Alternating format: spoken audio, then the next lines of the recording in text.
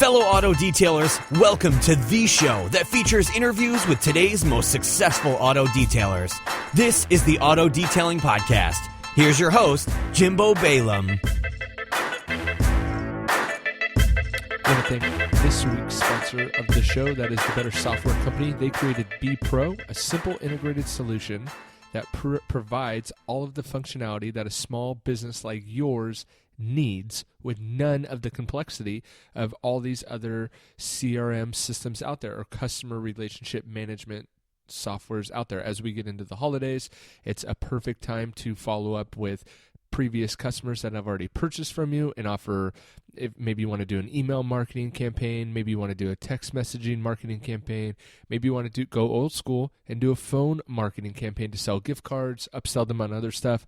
Maybe you're in a part of the world that it's getting a little cold and you need to ramp up sales. B Pro is that all-in-one solution that you can use to utilize all those services that those marketing techniques really that I just talked about.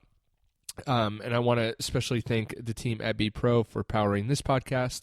It's helping me to bring these shows to you, and as you help them, B Pro, it'll continue to help the show. But in making it a win-win-win-win-win, their software honestly helps you increase revenue by an insane amount by just keeping a better track of your customers and being able to sell to them and follow up with them when you want to. So check out thebettersoftwarecompany.com. Tell them Jimbo sent you. They're going to give you a free demo just so you can get your feet wet without committing any money or anything like that. But it is also one of the least expensive CRMs out there, so they got that going for them as well. Head over to thebettersoftwarecompany.com. Tell them Jimbo sent you. They're going to hook you up. The Auto Detailing Podcast. I'm Jimbo, and today we're going to talk interior detailing with Scott Perkin of Scotty's Shine Shop. Hey, Scott, welcome to the show. Thanks for having me again. Hey, welcome back. And that is, just a side note, if anyone wants to hear Scott's first time on the show, they can just head on over to autodetailingpodcast.com/Scott Perkin. All right, before we get started, do you want to give a little intro for yourself and tell people what you're about, what your shop's called, all that good stuff? Well, I'm the owner of Scotty's Shine Shop in London, Ontario, Canada. And for the people who don't know where that is, it's about 2 hours north of Detroit, kind of right in the middle of Detroit and Toronto, Ontario. So we're in southwestern Ontario. We're a full-service detail shop. We've been open since 1993, and we specialize in pretty much anything. Paint correction, we do all the different paint coatings. We're big on interior detailing, which is kind of what we're talking about today.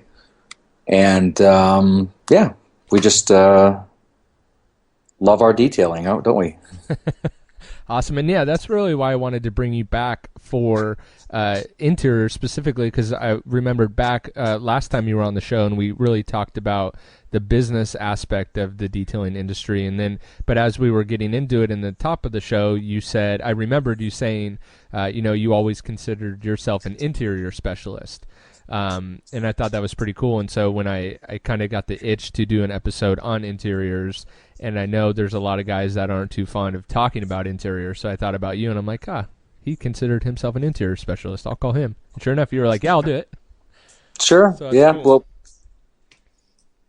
So before we really get into kind of the nitty-gritty of interior detailing, can you give us an overview if someone's listening that doesn't know what an interior detail entails? Can you just kind of give us an overview of what that means?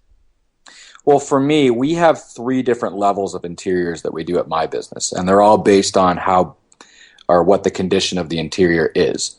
So for me, in terms of an interior detail, where you say it's a full detail of an interior, like a proper, thorough, full detailing of an interior, that would include a full vacuum of the interior, the trunk, cleaning the dash, center console, ashtrays, cup holders.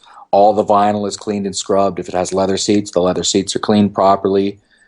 The headliner would be cleaned, and all the carpets, seats, cloth upholstery would all be cleaned, shampooed, and extracted, or some guys are preferential to steaming it, but we use hot water extraction at my shop. So it would be just a full detail, top to bottom of an interior, touching every single different surface, and getting them as perfect as you can. Awesome. So I think to help, with an audio only podcast, I kind of want to set the stage for the listeners. So let's kind of imagine a car comes in and the customer wants your top level interior detail, whatever that is, the most detailed interior detail. Let's say it's a tan interior. We'll just say it's a regular sedan, because minivans may have their own fun challenges. But let's say it's just a regular tan interior, leather seats. Where do you start? We always vacuum the interior out first. I mean, we include a complimentary car wash with regardless of every interior you do. Just that way, you're not going to have dirt all over the exterior of the vehicle when you're finished. And then we clean the door jambs first. The interior is always fully vacuumed because when you do an interior, there's dry dirt, and then you may have wet dirt. So for us in the winter here, when people are walking around in snow and slush, the interior carpeting will get pretty wet, and it stays wet. But if it's not wet to begin with, you always want to start by doing a really, really thorough vacuum. You can take a brush and try and loosen up any dirt that'll come loose, because you want to get as much of that out of the interior before you actually start doing your wet cleaning as possible, because dirt, when mixed with water, becomes mud. Right. So you're just going to make your job harder for yourself. So we usually start the interior by doing a thorough vacuum. You get as much of the dry dirt out as possible. I personally like to start on the driver's door, and I will work on a section of a car until it's finished and perfect, and then I move to the next section. Mm-hmm. I've seen guys that do it other ways, but it just doesn't make sense to me or seem terribly efficient. So what I do is I start at the top and work my way down. That way you're not, I wouldn't want to do the carpet first and then clean the dash and knock all the dirt off the dash on the carpet it is detailed. Mm-hmm. So the first thing I do is clean the pillar that goes along the driver's area, right where the windshield and the pillar meet. So we'll clean the pillar, we'll check the headliner, the sun visors, then I'll clean the dashboard, steering wheel, all the dashboard and whatnot that's right in front of the driver's area.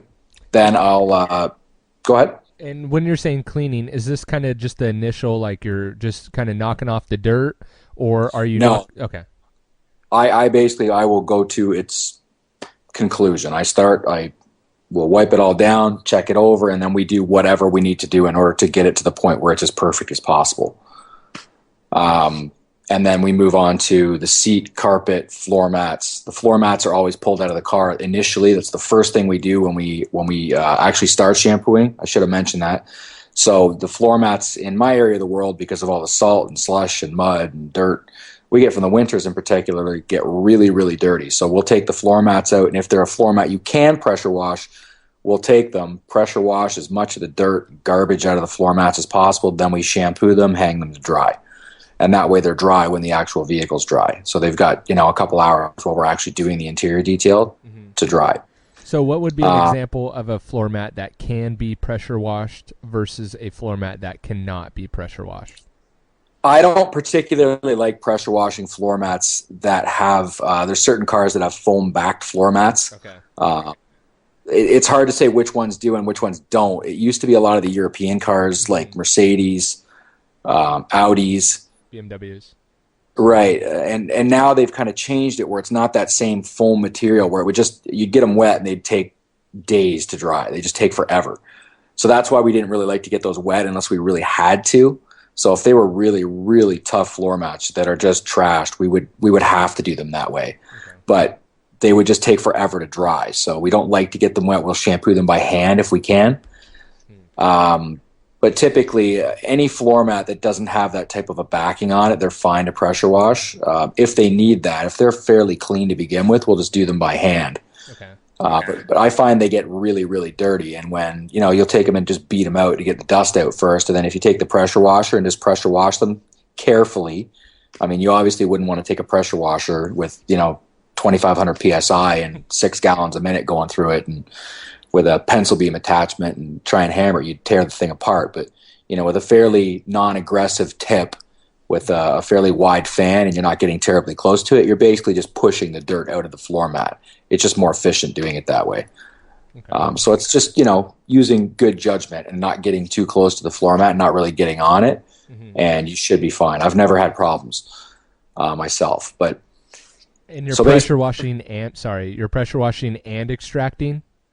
Oh, we pressure wash them out first just to get the initial dirt and garbage out, and then we'll clean and scrub them, pressure wash them out to rinse them, and then we hang them to dry. I typically don't re-extract them right when we do them, because they're going to hang up for us. The car is usually at the shop all day, so they're going to be hanging up for 6 hours, and in the summer they're dry, no problem. In the winter, I would definitely probably extract them just to get as much moisture out of the carpet as possible. But either way, it tends to work fine for us. They're usually dry by the time we actually put the car back together. Okay. So in winter, you're still pressure washing the mats? Oh yeah, if they're filthy, you're just not going to get them clean without. And I mean, I've got some good examples of cars that people can check if they go to our Facebook page. And I mean, the floor mats. I mean, that's the one area of the carpet that's kind of disposable, where if the floor mats are trashed, you could just throw them out and get new ones. But most people don't want to do that. And if somebody's driven a car for 3 or 4 years and through a couple winters here, I mean, you might have a thick crust of salt that if you tried to clean that out by hand, I mean, you'd be there all day. They just will not come clean that way.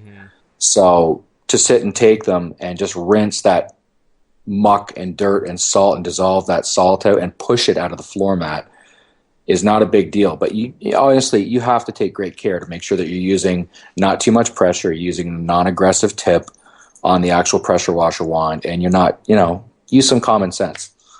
And if you do that, you won't have any problems. The floor mats are made to take some abuse, and if they've been abused like that, this is what you really need to do to get that rinsed out of there and get them clean.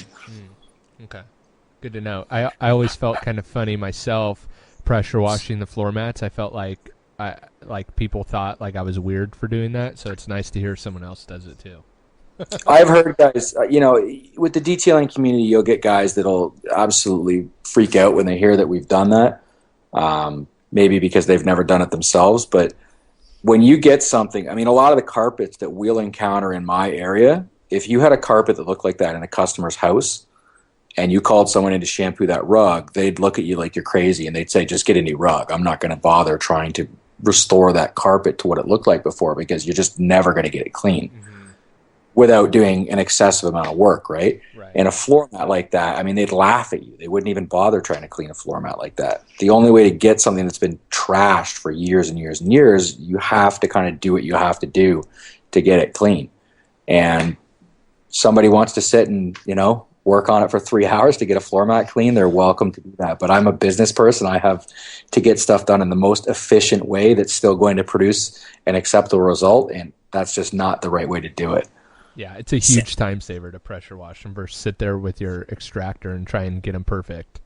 Yeah, I mean, it's just faster. And like I say, you have to take great care to make sure that you're not overdoing it. Right. Like with anything, right? But as long as you're using some common sense, you're not hammering on them, there won't be any problems. It's just a matter of, using the right technique, not over pressure washing them with too much pressure. Like we have our pressure washer as a 2000 PSI pressure washer that runs 5 gallons a minute. So it's not just that it's got a decent amount of pressure, it's running a decent amount of water. So that's a pretty high volume pressure washer. And we've never in 21 years had a problem where we've damaged a floor mat by pressure washing them. But we obviously take great care. We don't have a very aggressive tip on our pressure washer to begin with. So it's got a fairly wide fan for the actual water coming out of the pressure washer, where you're not going to get onto one spot and just tear it apart, right? Which is something you could do if you're just not paying attention or you're not too intelligent.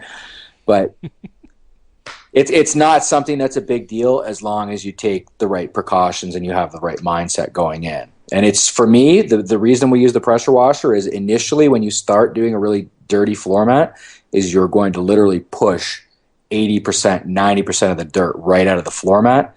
Then you can assess where it's at with respect to, is it got grease stains in it? Is there gum stuck in the floor mat? Is it just dirty? What do I have to actually do in order to fix the problems with that floor mat then, with that carpeting? Yeah. And then you can take those steps, scrub it out, and then all you're doing is basically, once again, with the pressure washer, just pushing all that dirt. And afterwards, the soap residue is out of the actual floor mat. Okay. And then what about, is there anything you can do with the portion of the mat where the person's heel goes for the brake and the gas pedal? You know, it's always indented, worn down. Is there anything you can do to kind of revive that? If it's worn, no. I mean, you've basically got, especially with a lot of the new floor mats, there's not a lot of pile for the carpet. And by pile, the length of the actual carpet fibers. They seem to be getting shorter and shorter and shorter. And we've all dealt with these carpets that are just an absolute nightmare, like older VWs, Mazda 3s, where the carpet is literally, it's like burlap or that outdoor AstroTurf type carpeting where there's no pile. And if you get anything in it, like, you're going to be there forever trying to get it out. So when that pile actually gets worn and crushed down, you can clean it and kind of pull it back up as much as it will allow you to do that. But if it's damaged it where you've actually, pushed your heel on it constantly, you may have actually removed a bit of the pile and you'll just never make it look perfect again. But there's carpet dyes that are also available that if it gets a little discolored, you can use to just give it a little touch up and make them look half decent again. Okay. So you can do kind of at the very minimum, you can do kind of a superficial clean and then just explain to your customer that there's no fibers there to pull the dirt out from. Well, it's not dirty. So there's a difference between, I'm sure you've done an interior before where somebody has just beat the ever-living life out of that interior. Just a few. And yeah, so, we do probably 1,500 to 2,000 interior shampoos a year. And you're going to run into a car that no matter what you do is just not going to look good. We actually had one at the shop today. So it was probably a mid-90s Cavalier. And the lady brought it in. I guess she'd just bought it, and she wanted to know how much it was going to cost for us to shampoo the interior. And I told her, I actually lowballed myself. I kind of bit my tongue after I told her. I said, it's going to be at least $300 just to shampoo the interior. And she just about had a bird. And the interior was just absolutely covered in dog hair. So it had a yellow lab the previous owner had. And that was the first problem, was that, it would have taken us a couple hours probably, just with me having a guy in there with the different tools we have for removing dog hair and a vacuum, just trying to get as much hair out as possible. And those cars have a tweed seat where it just weaves right into that tweed. But the carpets, once they get to a certain point, when they're worn out and they're beat up, it's like having a pair of blue jeans. When you've taken a pair of blue jeans and worn them for a long time, the fabric is going to actually get thinner, say on the knees or on the pockets in the back where you're sitting on it all the time. And no matter what you do at that point to try and make them look good by washing them and whatnot, they'll be clean. They may not look good because the fabric's actually worn out. And that's a good thing to realize when you're doing an interior. Is I used to obsess over this when I first got into the business, where I'd clean an interior and I'd make it as good as I could. And I'd look at it after it dried and I'd say, well, it's not as good as I'd like it to be. And I'd do it again. And it just, you couldn't get it above a certain level. No matter what you did. So you'd spend all this time on it, and it would just, and that was one of the hardest things for me to realize, that spending more time on something that's worn out is not going to make it look better. It's clean, but it just, you'll never get it past that point without actually starting to replace things. And this is exactly why I wanted to do an episode on interiors, because I ran into the same problem that you were just talking about, and it takes experience of redoing the interior, and it takes a lot of experience to build up your confidence level to realize that, look, I did the best, I can't get it anymore. So for someone who's just kind of breaking into the industry or just getting started in their business, I just want them to hear that there are some interiors that there's only so much you as the detailer can actually do to make it look better, Right. Go ahead. Sorry. And that's a really, really difficult thing for detail guys to look at and say, I'm just not going to be able to do anything more with that, because your initial instinct is, I started with this, I want it to end there, and there is usually, I want to make it look perfect. Right. right? Like the guys that are the true pros in this business want to take something that looks like absolute garbage and turn it back into a brand new conditioned vehicle. And you have to realize that, you may only be able to get to 80%, and no matter what you do, because it's not like an automotive repair where you're taking an old part off that's broken and you're just replacing it with a brand new one. You're restoring something that may not be able to ever get back to a perfect condition again without just replacing it. And that's another thing that's really important to remember, that it took us a long time. I now look at something like that, and I'll give you a good example. We had a car in the summer where the two nephews of an elderly lady came in with an older Golf. So it was probably a early to mid 2000s Golf. And they were wearing actual air breathers. So I knew something strange was happening. And what had happened is, I guess this elderly lady had kind of dementia, and she had lived in the car for a year with her dog. And they showed us pictures of what was the car before they actually brought it to us. And it had literally had garbage and feces and all kinds of nastiness just piled, like literally from the floor to the top of the dash. That's how deep it was. Wow. So the guy who inherited the car, and his brother, in their infinite wisdom, decided they would take all the garbage out, take the seats out, and then they would pressure wash the interior. Oh. So they basically just liquefied everything and pushed it all into the carpet. And it was so bad that they took it to the VW dealership to have some work done. And they said, we're not working on the car.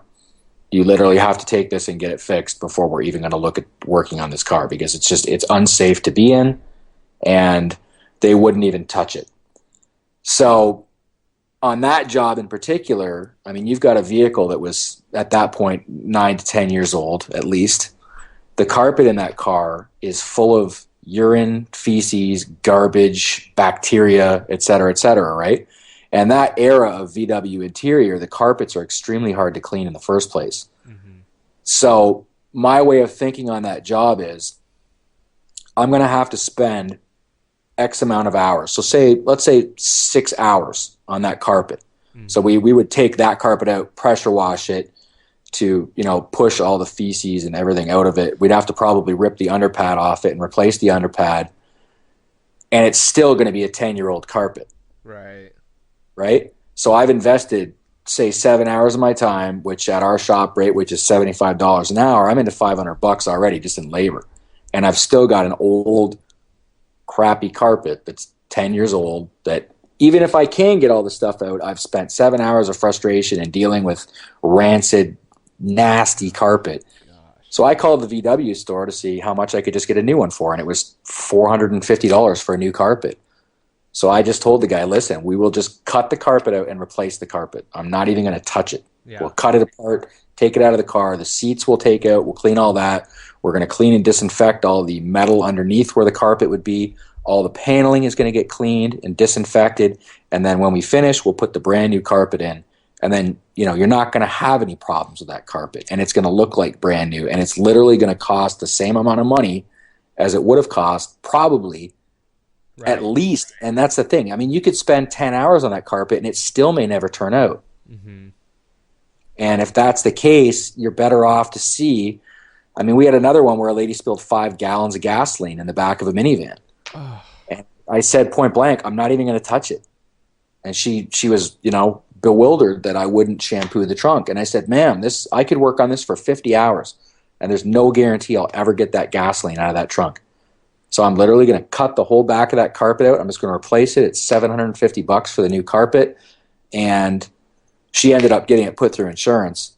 But, the gasoline spills are one of the worst ones where, you could work on that forever if there's a significant amount of gasoline that's been spilled in there, and you have no guarantee that you will ever get that gasoline out of that smell 100% if there's been a significant amount out of that interior.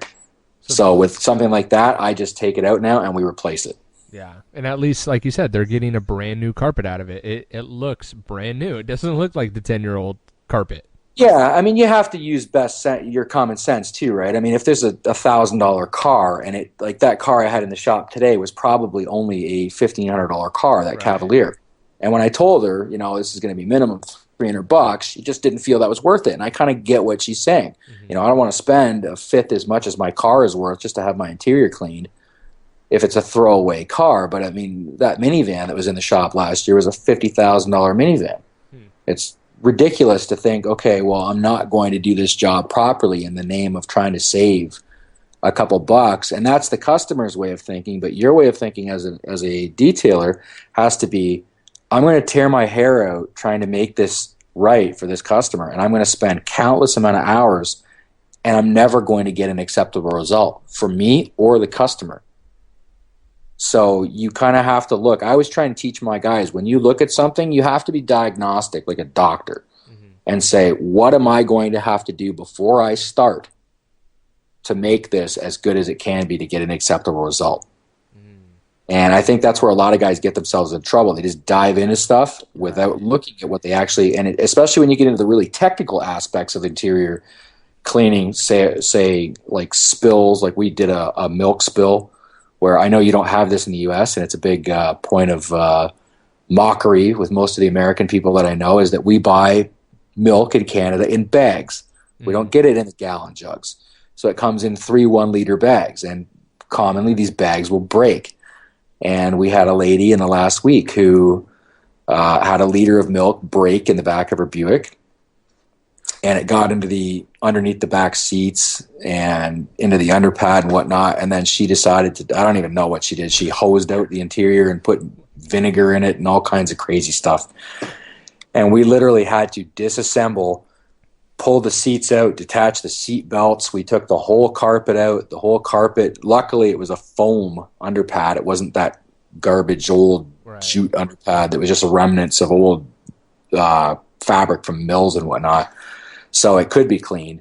And we literally just rinsed that, and to rinse all the milk and everything else that she had gotten into that underpad out, hung it up to dry, put fans on it, got it dry, treated it with an antibacterial, cleaned everything underneath the metal and whatnot, made sure there was no milk in there. And whenever we're working on a job like that, we always try and keep it overnight so we can let it sit closed up overnight, smell it in the morning, because you're going to know the next morning whether or not you got it right, regardless of whether it looks perfect or not. And then afterwards, we reassembled everything, put it back together, double-checked everything, and it was fine. But, I mean, that was an extremely complicated fix on that Buick for something that didn't seem initially like it would be a big deal. Yeah, I think that's a good point, though, that you talked about kind of diagnosing or making a diagnostic decision on the car before you dive into it. There was actually someone wrote a comment on our Facebook page for the Auto Detailing Podcast about giving for sure quotes over the phone before he actually sees the car. And I commented back, never give a set in stone price, because you never know what you're going to get into. And when you come up to the car and you're seeing it, you do, like you said, you have to process what you're seeing and what it's going to take to get it to the customer's expectations, and then give them a price then. I said maybe give a ballpark price over the phone, but never give a for sure price over the phone. You're just going to get burnt every time. That's a really, really difficult thing for guys to get around, and we still deal with it every day, even though we've been in the business for 21 years, is people want to know what they're going to pay, right? And now that people have all the tools available to them to call, email, text, Facebook you, they don't want to leave their house in order to get prices. And we constantly tell people, listen, you want an interior shampoo, and interiors, I mean, even paint correction, any of these can, for us, like an interior shampoo for a car, we start at $180, and the price escalates from there based on how many hours we have to spend on it. So people will call up, and I'm sure you as a detailer have heard this, where people will say, how much for an interior clean? You say, well, what exactly do you want to have done? What are you kind of looking to accomplish? We ask a lot of questions like, what kind of vehicle do you have? What's the year, make, model, and what are you hoping to accomplish? Right. And people will tend to always try and minimize. So we have a package, it's called our executive service, which is supposed to be a maintenance wash. You do it every couple weeks. It's a wash, quick vacuum, quick wipe down, do the windows, tires, wheels, etc. It's like $50 for a car. And people will say, well, I really like the looks of that package. I'd say, great, that starts at $50 and the price goes up from there based on how much time we have to spend on the car. And that's supposed to be just a maintenance package for cars that are cleaned regularly. And when you say these kind of things to somebody, then you start to kind of get an idea of where you're at. People either are going to lie to you and they'll say, oh yeah, that's all I need. Or people will say, well, yeah, I don't really clean my car every couple weeks. Say, okay, well, we probably have to move you up into one of the bigger packages if it's dirty. And we have 3 packages that are kind of all take care of different levels of, I don't know if dirtiness is the right way to say that, but we have that executive service, which is just a quick maintenance package. We have what we call our Supreme Clean, which is a really thorough vacuum, a spot clean, and a good wipe down and detail for cars that are dirtier than the executive service but don't need a full shampoo. Mm-hmm. And then once we get to a certain amount of time that we have to spend on a car, whether it needs a shampoo or not. So if you get something that's just ridiculously dusty, full of pet hair or gravel or whatever, and it's going to take you 2.5 hours to clean that interior, we just shampoo it. Because by that point, once you start wet cleaning, it actually will accelerate how much faster you can get the interior done when you're just going full bore in interior, as opposed to trying to tear your hair out, trying to make something look good without calling it a shampoo. Right. So we had somebody say that this week. They were like, well, I just want the Supreme Clean. And I'm like, well, we can do the Supreme Clean, but it's going to take 3.5 hours. So you can still call it the Supreme Clean, but you're going to pay as much or more than a shampoo would cost, because it's actually going to take me longer to try and do it the way you're asking me to do it. If I shampoo this and wet clean this, after we do our initial vacuum, we're going to be right in there getting the carpets wet. That's going to take all that grunge and dirt out of there in half the time it's going to take to try and vacuum it and make it look acceptable. And, some people really get their hair up when you say, I can't give you an accurate price over the phone because I just don't know what I have to do. Right. And say, well, this is what I'm telling you I want done. Well, unfortunately, you and I both know that we've had people before that'll say, it's a brand new car. And they show up and the car is 5 years old. Well, it's brand new to me. Well, 5 years old is not brand new. When's the last time you cleaned your car? I just did it last weekend. It shows up, and we've literally had a lady that said that and came in, and there was a foot of garbage in the car. Gosh. And you have to charge accordingly and people that are reasonable understand that, and they're willing to pay a reasonable price to have their car cleaned and disinfected. One of the biggest things with interior detailing is that it's unbelievably unhealthy to be driving around in a vehicle that's full of mold, mildew. You're always shedding skin, so there's skin particles, the dust, pollen. There's all those different things that can be floating around in your interior. And even though your interior might look clean, after you actually clean your vehicle, like my cars stay extraordinarily clean because I'm just not a dirty person. Mm-hmm. They don't actually get into my own shop to get cleaned that often. I just don't get them that dirty. And I used to have a Grand Cherokee Limited years and years ago, and we never did a full interior detail on it until it was about 3 years old. And it looked really good. And we went in and cleaned it, and I was shocked myself on my own vehicle. I was like, wow, that's really a big difference. Just even though it looked spotless to begin with, you could see the difference in the leather because it had cream-colored leather seats. And they weren't like filthy, but you could definitely see just how things get dirty over time, and they almost appear shiny. Right. Yeah. You know what I mean? And that's one of those things where you really have to impart to people that, listen, I mean, this is something that you should be doing. I mean, you wouldn't wear a pair of jeans every day for a year and never wash. I would hope you wouldn't, right? And if you think about it, you're in your car every day, especially the driver's area. You're touching things. You've got oils coming off your skin. You're shedding skin cells.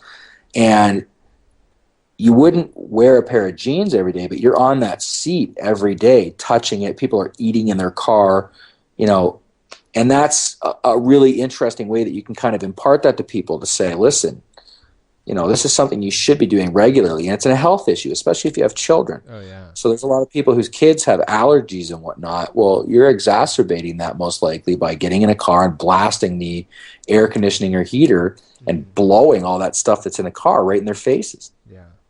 So let's move on from the mats, and again, I kind of want to keep it to so guys can follow along. But so as you're cleaning the driver's side and you're doing the dash and the door panels and all the vinyl and stuff like that, are you using steam? Are you using an all-purpose cleaner? It obviously depends on the level of not dirtiness, but how dirty the panel may be. But what's your general tool? I personally am not a huge proponent of steam, probably because the steamer I have is not, in my opinion, big enough. I have a VX5000, which is a great little machine, but for the amount of work that we put through my shop, I just don't think it's big enough or robust enough to do what I want it to do. So we're big on hot water extraction. So when you get something that's dirty, like we encounter a lot in the area that I'm in, we use hot water extraction on the seats, carpets, floor mats, cloth upholstery. Now, steam is a great tool too. I think they both have their place in every shop, but I use hot water extraction. That's my choice of tool. And when we clean an interior, so say we start with the dashboard, we'll usually take a microfiber towel, fold it into 4, and I will spray the center of the towel to the point where it's wet. Okay. So like just really wet. So when you actually wipe it across a panel, you see that it's leaving a big wet spot. So I find that dashboards typically don't get to the point where they get filthy. Now there's obviously always the exception to the rule, but typically if you just have your microfiber towel, like I just explained, nice and wet with all-purpose cleaner, and you get on there and you start wiping it back and forth, that's going to take the little amount of dust, dirt accumulation that you're going to get on the top of the dash and whatnot off of there. And obviously you have to inspect it. Like I said, be diagnostic, look at what you're working on, and then take steps that are appropriate to make sure you're doing either enough. Because I always try and explain to the guys that work for me, you're going to get cars that are just spotless when you get them in the shop. It would be crazy for you to get in there and just start hammering on the interior for something that just doesn't need it. That car would just need a light interior clean. Even though you're still cleaning everything, you wouldn't do it the same way you'd do a car that's, a minivan that somebody's got 4 kids and hasn't cleaned it for 4 years, right? Right. So that's one of those things where I kind of say you have to look at what you're working on to see the level that you're going to have to go to. So for me, I'll clean the dash, all the flat surfaces with our microfiber with all-purpose cleaner and wipe it all down, and then I'll look at it and see where I'm at. If I have to, I'll do it again. Then we have a number of different brushes that we use. So we have a little paint brush that's got stiff bristles, and we have dash brushes which have a 2-inch long, softer type of bristle on it that gets into the really crevices and cracks, and we use those for vents. So then we'll clean all the vents, all the cracks, crevices. I move the steering wheel up and down, turn it side to side. There's always that spot you can't see unless you're looking, and turning it like that. We clean everything there. We'll clean the steering wheel itself. That's always something that gets really dirty. And you have to be really careful, like we were talking about the what chemicals you use on there, because a lot of those steering wheels that are coated, if you get too aggressive with it, you can actually remove the painted coating off the leather on the steering wheel. Right. So you have to be really careful with being aggressive enough that you're going to remove, and not just with the tool you're using, but the chemical that you're using. I mean, we dilute our all-purpose cleaner down to a point where it'd be really, really difficult. I think we've got it right at a spot where it's strong enough that it will remove the dirt, but it's not strong enough that it will damage things. Yeah, you so we do be careful not to go too far. Right. It's just like when you're working on paint. You wouldn't want to jump onto a paint job and immediately start, wet sanding with, 1,000 grit paper. You'd look at what you need to do and use the appropriate polish that would accomplish, and always start at the less aggressive that you can go with. And then if you have to go more aggressive, you can always go back. Mm-hmm. But if you start with a super aggressive interior cleaner, and that's one of the things that I find is really, really important that guys don't focus on, is that you really have to have a basic understanding of the chemistry of how the chemicals are, first and foremost, going to affect your health when you're around them. Mm. So making sure you know, and having the MSDS sheets, knowing how to read them. Is it a super caustic cleaner, which if you get it on your skin is going to burn your skin? Is it acidic? Is it neutral?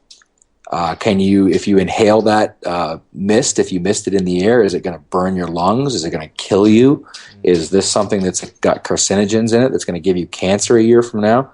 So you really need to make sure you keep an eye on those things. And I have, I take a lot of responsibility for the fact that I have staff.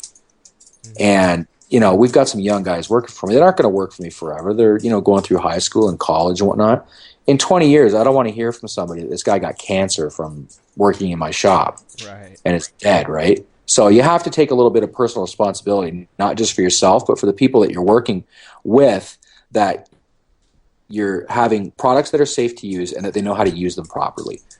And then the other issue is that you have to make sure that whatever you're doing on that interior is, knowing how that product is going to affect that interior today, right now, that you can see initially, immediately after you use it, a week from now, a month from now, 6 months from now, a year from now. We had a guy in my city, and I'm sure, once again, you've dealt with guys, you've been around the industry for a while, where guys will pop up. This guy was an investor. He bought a piece of property that was a garage, and he thought, in the meantime, while I'm waiting to sell it and flip it, I'll open a detail shop and a car wash.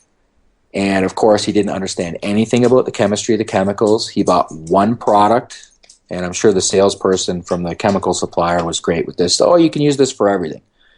And I don't know what this product is called where you're from, but it's usually called, like Hot Purple or Purple Power or whatever. Oh, yeah. Right. Power. It's an extremely high alkaline caustic cleaner. We don't even keep it in my shop anymore, but we used to keep, some of it around just to use for cleaning white walls because it'll just clean like crazy.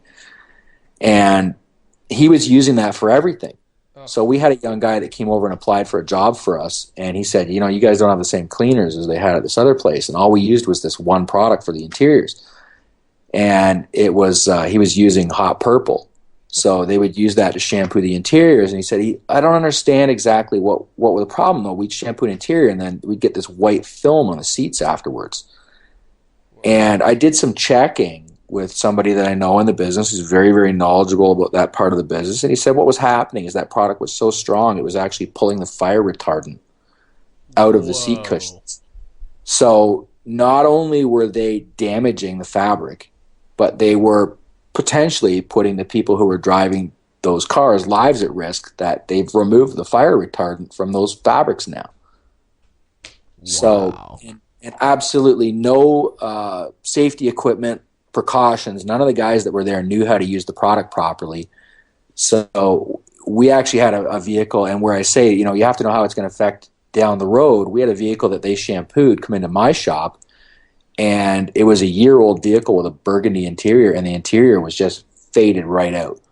There was literally all the tops where it got sun after a year. And I looked at it, and I said to the guy, I can't believe your car's so faded on the interior.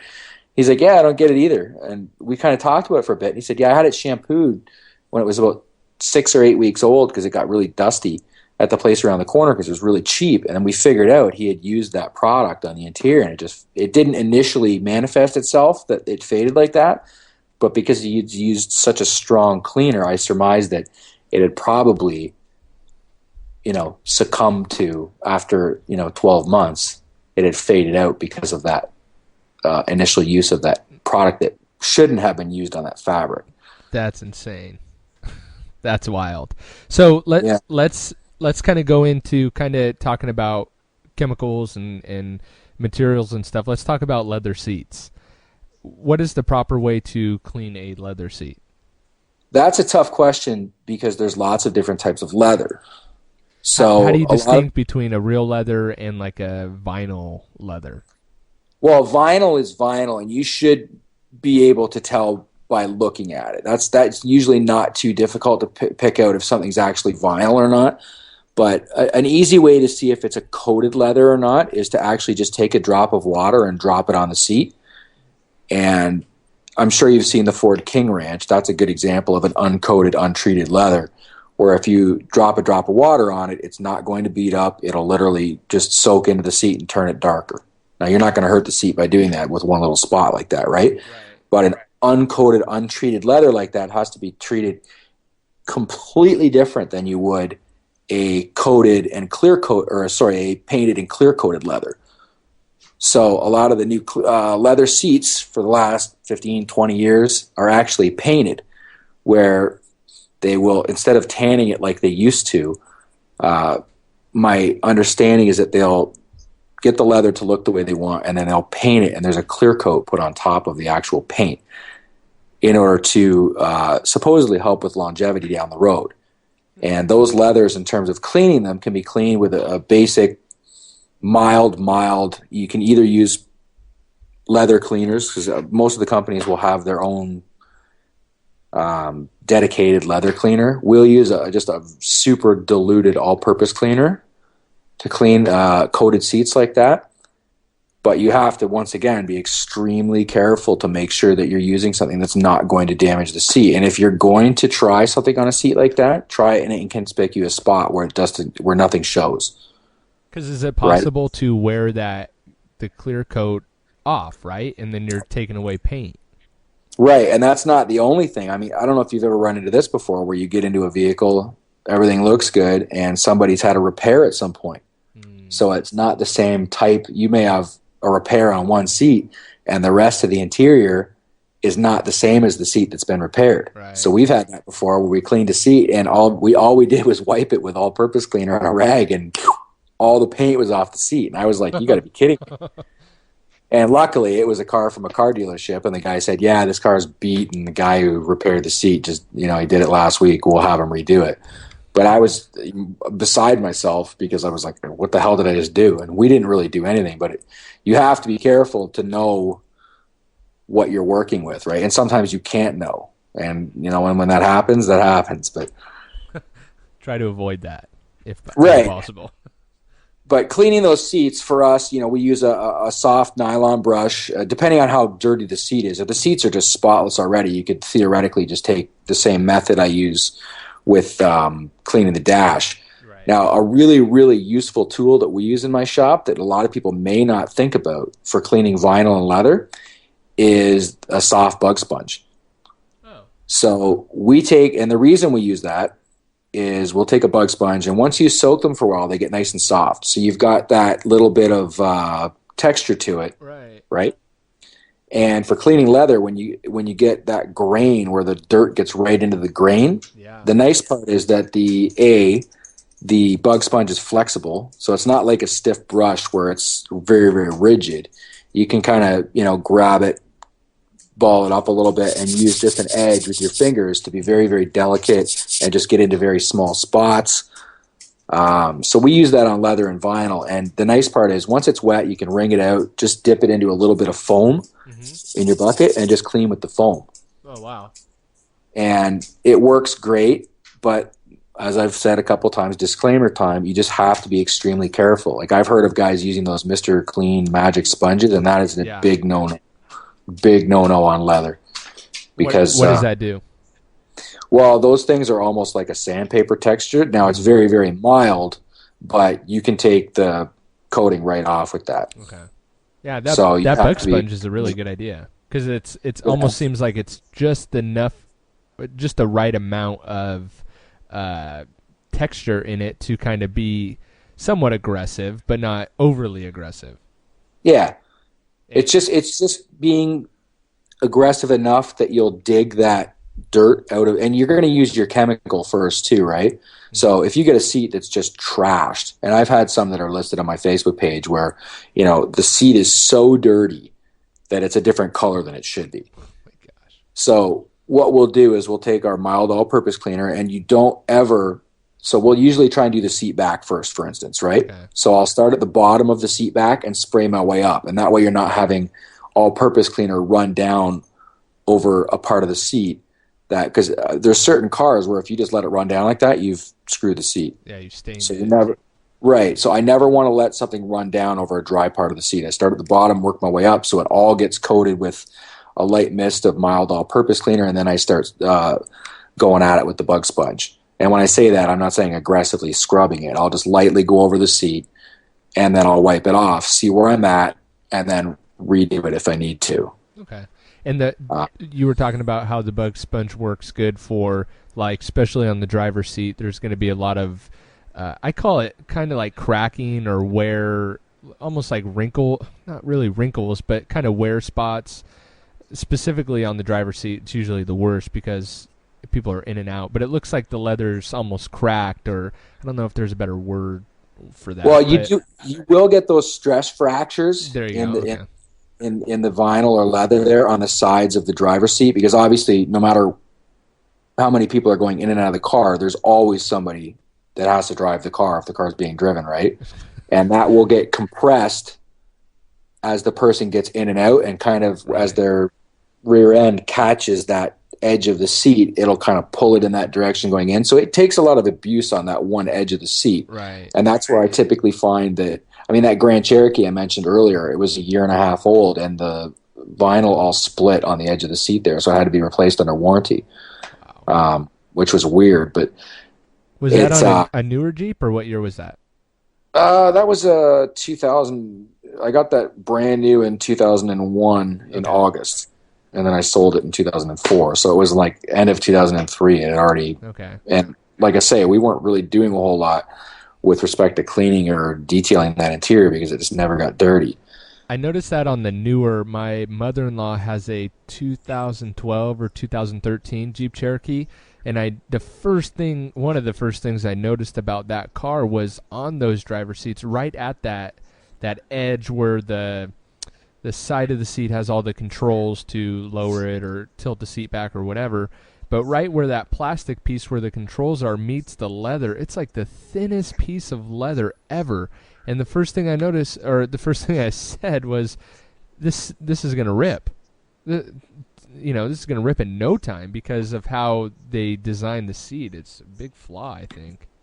So I wonder if it's kind of the same. Probably. I mean, I know they put a lot of time and energy into testing the different types of materials that they will use in these interiors, but sometimes I've kind of found they've dropped the ball. The engineers who put this stuff together, we've all worked on different cars. Like the biggest pet peeve of mine was always those VWs and Mazda 3s. The carpets in a Mazda 3, whoever designed and came up with that should just literally burn in hell. The worst carpets in the world, and that's one of those things like that seat where somebody's designed that and come up with that and said, this is great, and this carpet will wear like iron. It will never wear out. And they're right.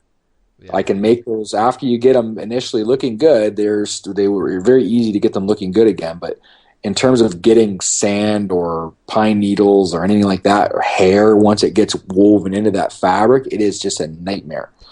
And I know anybody listening to this that's a detailer is going to be nodding their head going, oh my God, I can't believe he said that. It's perfect. Like it's literally every detailer I've ever talked to, the worst interior you talk about, Mazda 3 carpets, older VW carpets, same thing. And they're just absolute nightmare to work on.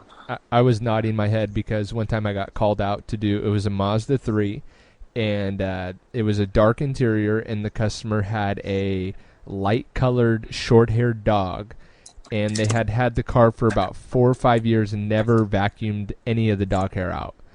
And I was like, I didn't know that the Mazda interior was that bad to work with, and that the dog hair kind of weaves itself into the fibers. So I looked at it, and it was pretty bad. But I was like, yeah, I think I can handle it. And I quoted him a little higher. I forget what I even quoted him. And I worked on it for about an hour and a half. And I gave up.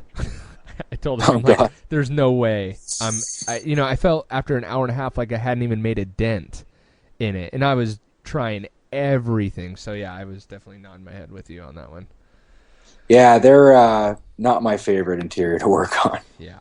So what about a cloth leather seat? Are you kind of, obviously you're not pressure washing it, but are you taking some of the same approach that you do on the carpets as with a cloth seat?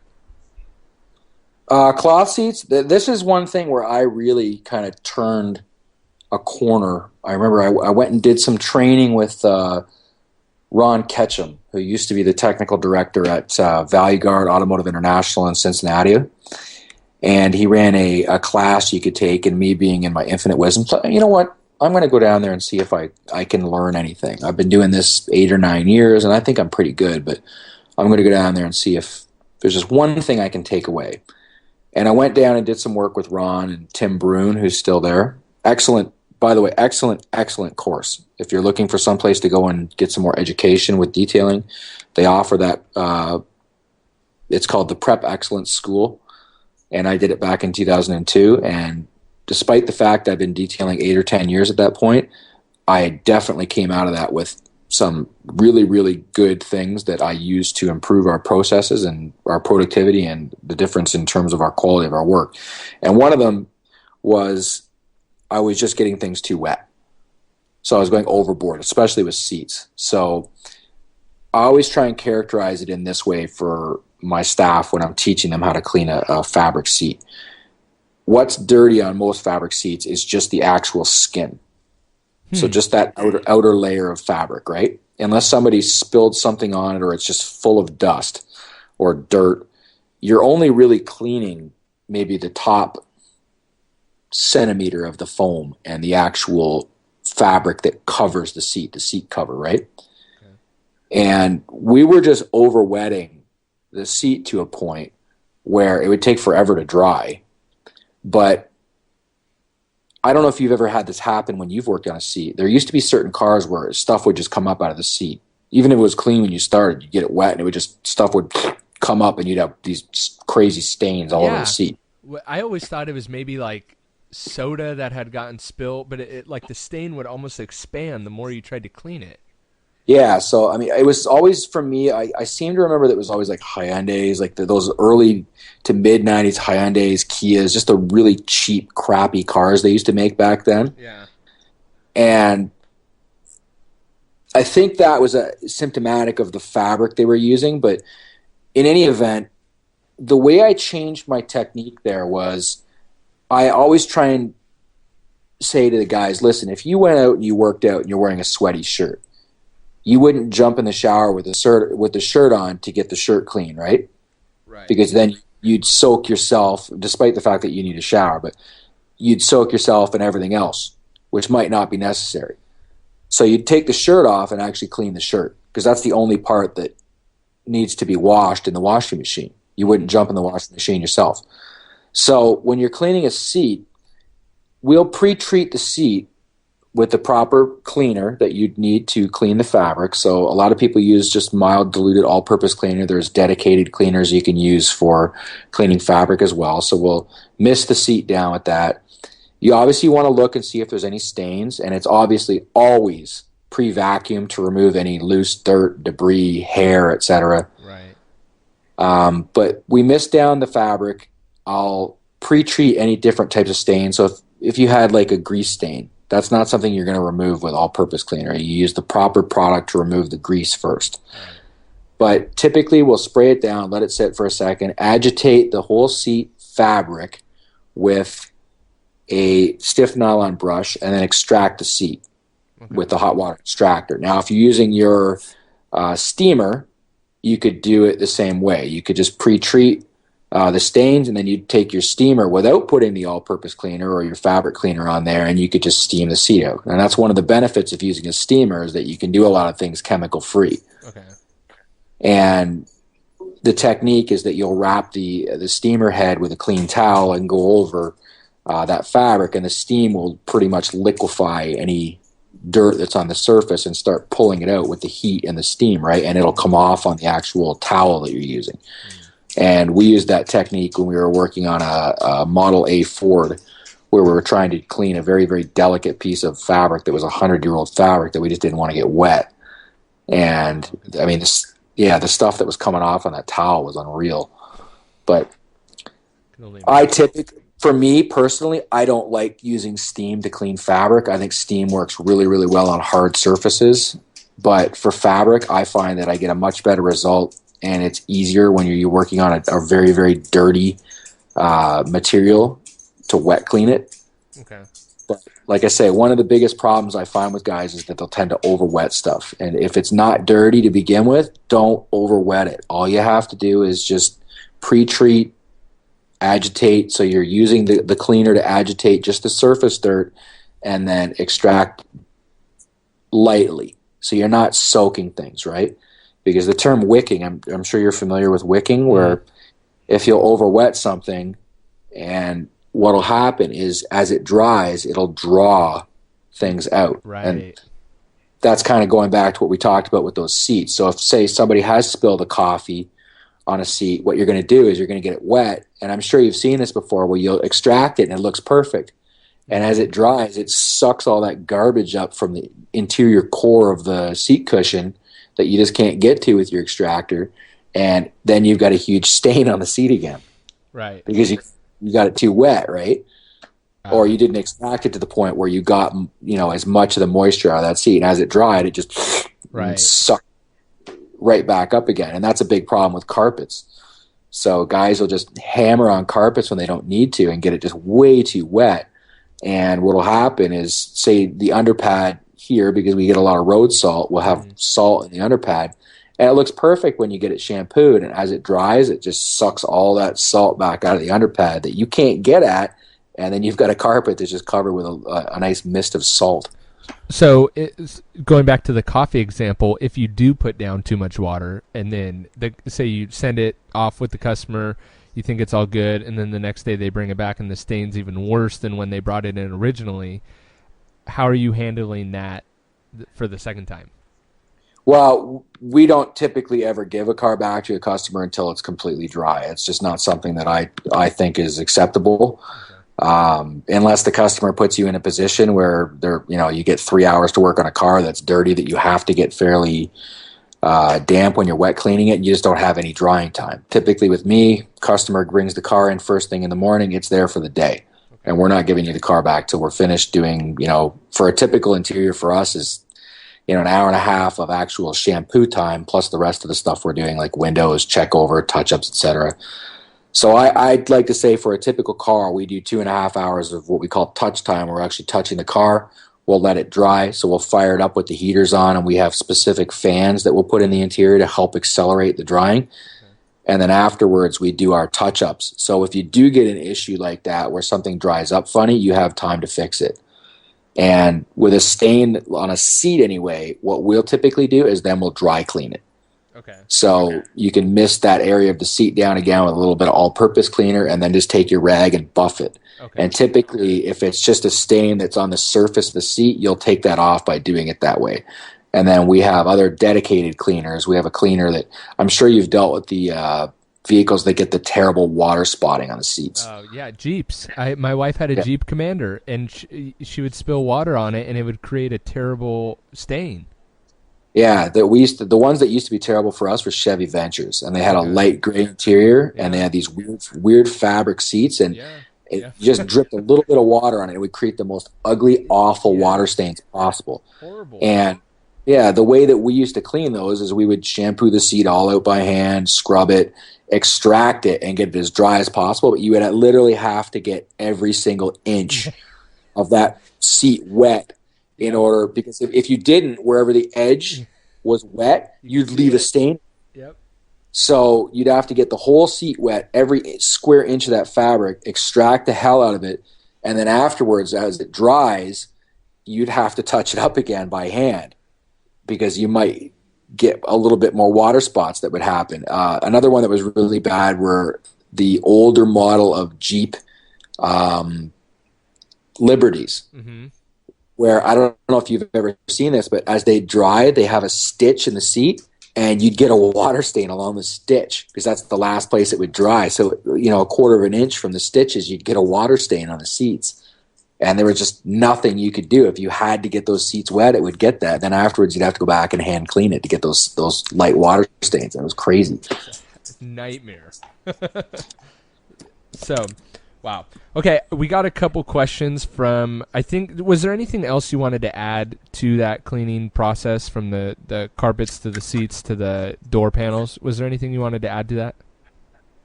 Not really. It just, my biggest tip that somebody, if they're starting getting into this, or they want, I always call it process and procedure. So be diagnostic, look at what you're working on, figure out the best process that you're going to have to take in order to treat the problem areas that you have to deal with, and then the rest of it is pretty straightforward. Okay. It's people not dealing with the problem things or doing too much. That's another thing that, like I said, we have problems with, where we would just go way too hard on an interior, and it would end up number one, taking more time than we really needed to spend, and then you get stuff wetter, which would take longer to dry and then potentially cause problems with things drying up properly. So just making sure you've got your process and procedure down and using the proper products for what they're supposed to be used for, letting the products do what they're supposed to do as well. Right.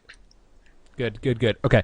We have 2 questions from a couple Facebook or listeners that wrote in on Facebook. When I posed the question, I said I was doing an interview on interior detailing if anyone had any questions. So a couple guys answered. I picked these ones. One is from Detailing Art.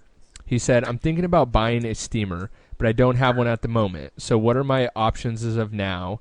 And how great is Folex compared to other products that are designed specifically for interior detailing? Now, I know you said that we don't really want to touch on specific products, but would he need a steamer? Would you suggest that he gets a steamer? Well, being the kind of guy that I am, I mean, I want to have everything. So I would recommend for any kind of professional, you'd want to have every tool in your arsenal that you can have. I personally think that a steamer is something that you should have. Okay. How big is your operation is going to determine what steamer you're going to need to buy. Do you need to buy something massive that is going to run with 3 people using it all day? You're going to need a pretty big machine. It's going to be robust enough in order to, and there's options that are included in some of these steamers where you don't have to, it's auto refill, right? Where you can hook it up to a hose and that kind of thing, and you don't have to use purified water in it. But for a typical guy that's a smaller operation, a great place to start is that VX5000. They're not ridiculously expensive. They're fairly easy to use, and as long as you're being careful with it, it should last you a long time. But I like to have one of everything. I think a hot water extractor is an absolute 100% must. I could not run my operation without. We have 2 huge hot water extractors, and they run all day, every day. Could not run my operation without them. If I had to choose one, I'd use an extractor. Okay. But in a perfect world, you should have both. It's funny you talk about the hot water extractor. When I first got started, I started with a cold water extractor and then realized that it just wasn't doing the job anymore. So I was moving to a hot water extractor, and I ended up buying one off another detailer, and he was trying to tell me the reason he was selling it was because he had decided it was better for him to not use a hot water extractor, and he thought hot water extractors were a waste of time. And I just could never wrap my head around that. I'm like, dude, this is the greatest thing ever. I don't know why you would not want one. So, well, I look at it like this, and this may sound kind of corny the way I'm saying this, but I've always kind of looked at a hot water extractor as kind of like a little mini pressure washer. And it's not just that you're using it for fabrics and whatnot. I use it for all kinds of things that people maybe have never even thought of. But, map pockets indoors, to clean out the map pockets that are full of junk and garbage and whatnot. You take that, and afterwards you take your hot water extractor and get in there, and you can use your steamers. Steamers are really, really effective for using on hard surfaces like that. You can get right in there and use your hot water extractor and wash and rinse and extract all that dirt and garbage right out of that spot. It takes 2 seconds to do, as opposed to trying to do it by hand. Cup holders, stuff like that, cleaning the pedals. Something guys often overlook when they're cleaning interiors is soak the pedals with all-purpose cleaner, scrub them up with a brush, take your hot water extractor, rinse them all down, wipe them down with a rag. You're done. It takes 2 seconds. And that's an issue where the hot extractor does a lot of different things that people may never have thought of using it for before. Okay. There you go, Detailing Art. Definitely have an extractor. If you can get the steamer, start with the one mentioned. And he gets in asking if Folex is better compared to other cleaners. Do you want to touch on that? Or I usually just tell guys whatever chemical you're most comfortable with, you stick with it. Yeah, I mean, I'm not brand driven. Like a lot of guys in our business are very, very brand driven, and I always try and say, find something. You always want to use a quality product, and don't get caught up in pricing of the products. I mean, because you can say, oh, well, I can buy, and this is a good example where a guy I knew at a dealership said, oh yeah, well, we're buying our all-purpose cleaner for $260 for 55 gallons, and you're paying $500. And he thought that was the best deal ever. And I said, but what kind of dilution ratio can you use with the product that you're using? And he was like, oh, I don't know what you're talking about. I said, well, how many times, what can you mix it down? Is it concentrated? Can you mix it 20-1? Can you only mix it 5-1? And it turned out the product he was buying was almost just ready to use. So mine, I can mix down 20-1. And then it's not just that, it's how effective it is as a cleaner, even when it is mixed down. Right. And the product he was using was just junk. So I don't get caught up in brand names. Mm-hmm. If you deal with any of the big companies, they put a lot of time, effort, money, and research into making products that work. Mm-hmm. And I don't want to go and say one product is better than the other, because you may find you use a product that you have very, very effective and quality results from that you're very happy with. And for me to say, okay, well, Folex is the best stuff out there. I know guys that use Folex, and I think it's great. And I fully encourage, if it's working well for you and you're happy with how much it costs and it's doing a good job on your interiors, and we consider all the things, that it's not causing any problems to your health or to the car today, tomorrow, or 6 months, or a year down the road, Good point, yeah. Keep going, you know?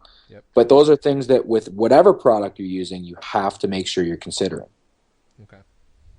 Good feedback. And then just the last one, Chris Woolman says he'd love to hear about some of the interior protection products, and he mentions a few companies, but basically coatings for the interiors. Is there anything you use, anything you would suggest?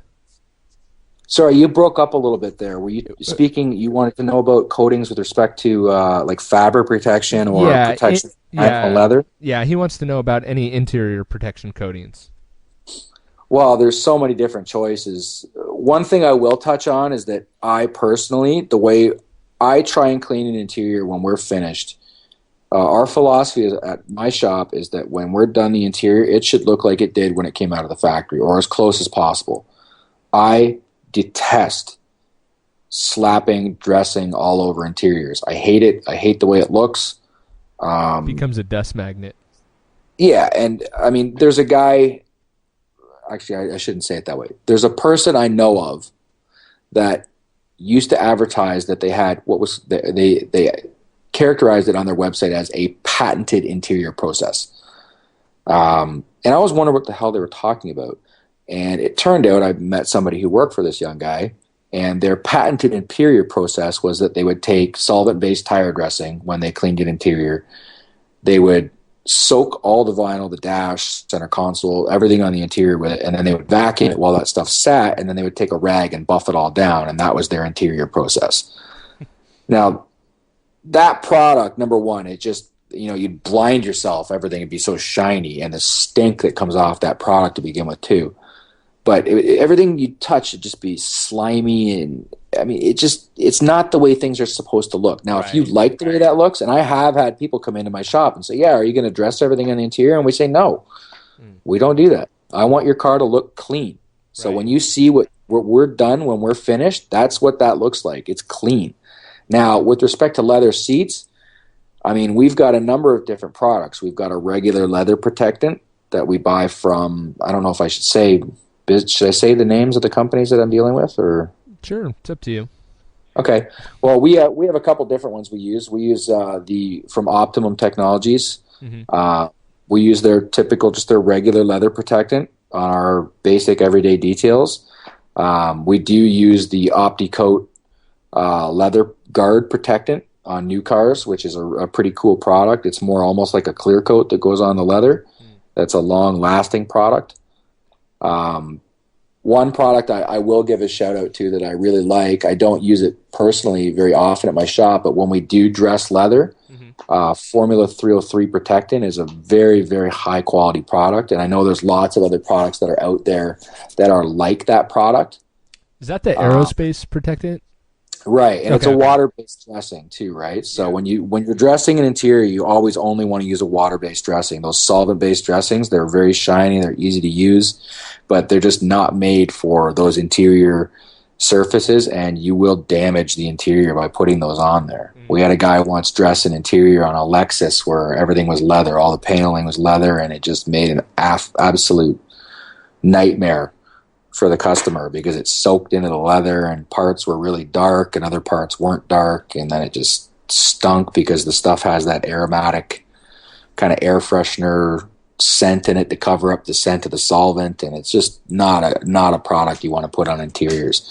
But for me, I mean, I want stuff to look like it looked when it came out of the factory. So when we do put a dressing on an interior, we dress everything, and then afterwards we go in and we buff everything down to make sure nothing is greasy or slimy. Or I just personally, that's the way I like the interiors to be when we're finished. Yeah, I've kind of gone through a progression with that. When I first got started, I loved everything super, super shiny. And then I kind of realized that, like you said, that's not how the car comes originally, and it almost can, you teeter on making it look cheap, making your work look cheap, and so I've kind of started to stray away from that. I like more of the matte finish on stuff versus anything else. Exactly. So for me, if you want the protection aspect of a coating or a dressing for vinyl, that kind of a product like a 303 protectant, and I can't name 50 different ones because there's so many different products on the market today. Just do some research. I like to apply that if we do put it on there, and then afterwards we buff it down so it leaves that nice matte finish like you're talking about. It's more for the protection than it is for the look. But I mean, now having said that, also I don't want people to get on me about dressing interiors that like that, because you'll get a vehicle that just is beat to the point, like we were speaking of earlier, where how can you make it look good? And we've had cars where somebody just hammered on an interior for 15 years and the vinyl's all trashed and it looks like crap. You have to dress it. It's just not going to look good if you don't. So we will dress even out the highs and the lows. Yeah, and just give it kind of a consistent shine, and it darkens up the color a little bit. And then afterwards we'll dress everything, and then we'll buff everything down so obviously it doesn't have that feel, that kind of greasy feel to it, but you at least get the look out of it, right? Work trucks are really one of the things we'll get with that, where they've got the rubber floors and all the vinyl rubber doors and whatnot. And somebody's in that truck using it as a work truck 24/7 for a number of years. After you clean it, no matter what you do, it's never going to look great. So we'll dress everything, and afterwards we'll buff the hell out of the vinyl. And sorry, I'm trying to watch my mouth here, but just buff it to death so that it doesn't have any kind of a sheen on it, and then it's not greasy or slippery. Especially you don't want somebody's feet slipping. That's another good point with dressings. Is I've had guys that'll dress steering wheels and pedals and whatnot. You have to be very, very conscientious that safety wise, it's not a good idea, because if somebody's hand slips on the steering wheel and gets in an accident, you're liable for that. Same thing with the pedals. If you dress pedals, that you might get a set of pedals that doesn't look awful, then afterwards you dress them, the leather or the rubber looks great. You have to make sure you buff that down to a point where you take that slipperiness away from it, so their foot doesn't slip off the brake pedal or give it more gas than they were hoping to and get in an accident. Good point. Those should be common sense things, but it's one of those things where if somebody's starting out, they just might not think about that kind of stuff. Right. That's a good point. One thing we didn't get to touch on, and maybe we can just take a cut. We're over an hour, so I kind of want to start to wrap it up, but just kind of for fun, what's your take on lines in the carpet? It's funny. This just came up this week. I personally think it looks ridiculous. I don't like it at all. I know there's a lot of detailers out there that really do like it, but for me, I think it looks cheesy. It goes back to the whole, I want the car to look the way it looked when it came out of the factory. And cars coming out of the factory don't have all kinds of ridiculous designs in the carpet. Now, that being said, I know guys that do it and their customers absolutely flip out over it. They love it and they request it. So at the end of the day, if your customers want it, you give them what they want. Right? I agree. I don't personally do it, and I'm with you. I don't really like it. I don't want to knock guys that do it. And if a customer requests it, I'll do it. But it's funny. I've seen a few pictures online, and the guys will put lines in the carpet, and I think they do it to try and hide some of the stains. So to draw the customers, and maybe that's a good technique, like you were talking about on the panels, how you'll apply some dressing. Maybe if you get mats that are just beat, maybe throw some lines in there to kind of distract the eye away from the stains. But yeah, I'm with you. I'm not 100% for it either. I just thought, Yeah. I know it's a topic of a great discussion, so I thought I'd throw it in at the end. Yeah, that's a hot button topic for sure. And I'm sure you get a lot of activity if you had a forum where you had guys talking about it, but not something that I would personally. I mean, I've seen crazy stuff where guys are actually putting the customer's name and an artwork where they've got a flower and all kinds of stuff. And I mean, you gotta give them credit that it's talented to be able to make that look as good as it did. I saw one that was great, but at the end of the day, I'm like, I'm detailing the car. I'm not doing artwork. I mean, I guess it's that personal touch on that one where, but teach their own. Yeah, it's all about the customer, right? And if your customers love that, I fully encourage people to do what their customers want, because at the end of the day, that's who you've got to make happy, right? Not me. Right. That's right. Hey, there's an idea. If you get 6 feet of snow again during winter and you got nothing to do, you can post on a forum about carpet lines. I am hoping I don't have to worry about the 6 feet of snow. Me too. Not what I'm looking forward to this winter. Cool. Well, thanks for coming back on the show. And if people want to get a hold of you, if they live in your area and they want to get their car detailed by your shop, how do they find you? They got a question, how do they reach you? Easiest way to get a hold of us is call us. Our phone number is area code 519-434-2922, extension 1 for sales. We can also be reached at info@shineshop.ca. That email goes directly to me, and I usually will get back to you, no matter when you email me, within an hour or two. We can also be reached via our Facebook page, which is www.facebook.com/Scotty's Shine Shop. Perfect. And are you going to be at SEMA this year? I will be there. I'm flying in on Sunday night, and I am flying back home the next Saturday morning, so I will be there all week. Cool. All right. Thanks again for coming back on the show. Perfect. I appreciate you having me. Thank you for joining us for another edition of the Auto Detailing Podcast, and another special thank you to Scott for taking the time out of his evening to chat with us and just share all the value bombs that he did share. If you find value out of this podcast, if you could just head on over to iTunes and leave us a rating and review, we would greatly appreciate it. You can get that link at autodetailingpodcast.com and hit the subscribe in iTunes button right there, or there's also a subscribe in Stitcher Radio if you have an Android or prefer to listen through that method as well. If you want to hear Scott's first episode, you can just head on over to autodetailingpodcast.com and type in Scott in the search bar, and both his shows will pop right up. Thank you again for listening, and we'll see you on the next episode.